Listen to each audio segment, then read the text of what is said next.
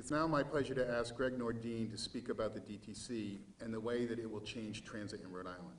But before I do that, I need to let all of you know that no person, no one, worked harder or more diligently on this project than Greg Nordin, our Director of Strategic Advancement.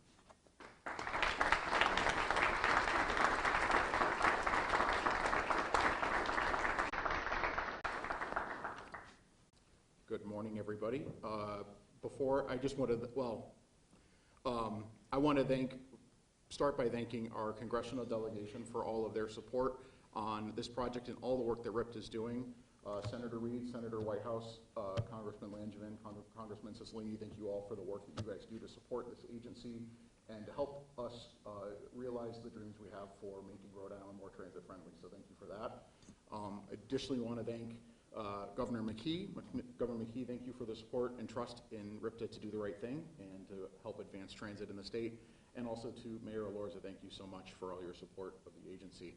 I also want to thank Scott. He knows that. I see him on a daily basis, but thank you, Scott. Yes, always thank the man who signs your paycheck. I also want to just take a moment and thank a few people who have worked on this project that are not sitting up here today, but have put in a lot of hours. And really, if I think about this project over the past few years, this project could not have succeeded without any one of these people. Specifically, I want to thank my colleagues at RIPTA, Jamie Pereira, Steve Colantuano, Kathy Nato, and Chris Durand. They, as leaders at the agency, have really helped move this project along and not only been a great resource to myself, but have really helped build momentum in the agency and build excitement for it. I also specifically want to thank a few departments at RIPTA. Primarily, I really want to thank our planning team. They're some of the smartest individuals I know and never cease to amaze me at how they can creatively tackle all the challenging problems we have.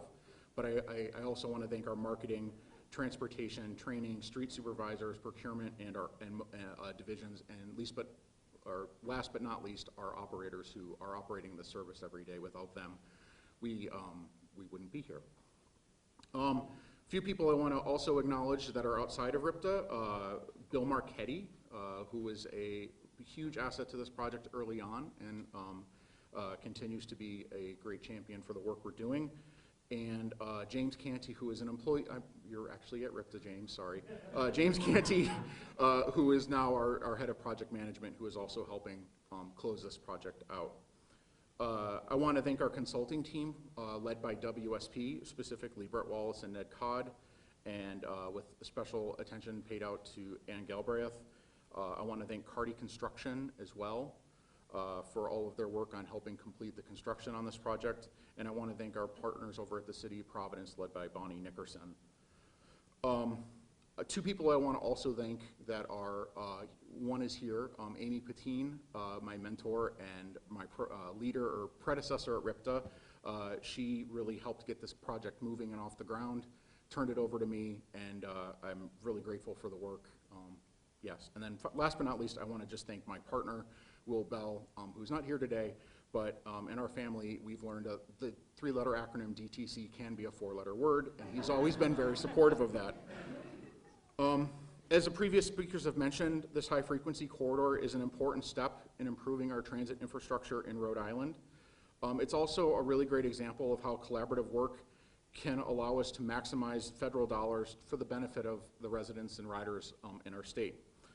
The DTC not only provides a vital service to our growing district in our capital city, but it helps introduce people to transit and make it easier to understand.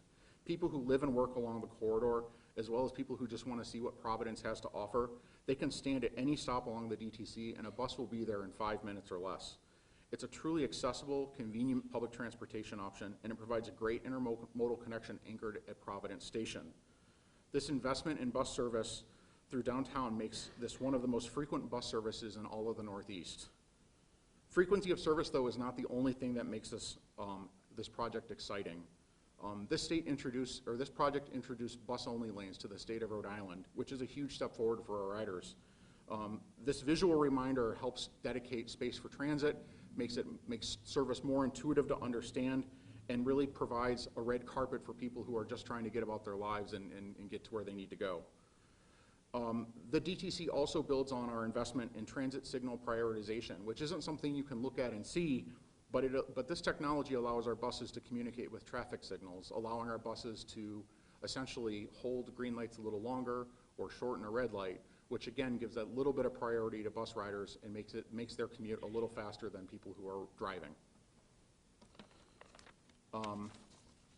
This corridor also features, in case you haven't seen them, very large new bus shelters.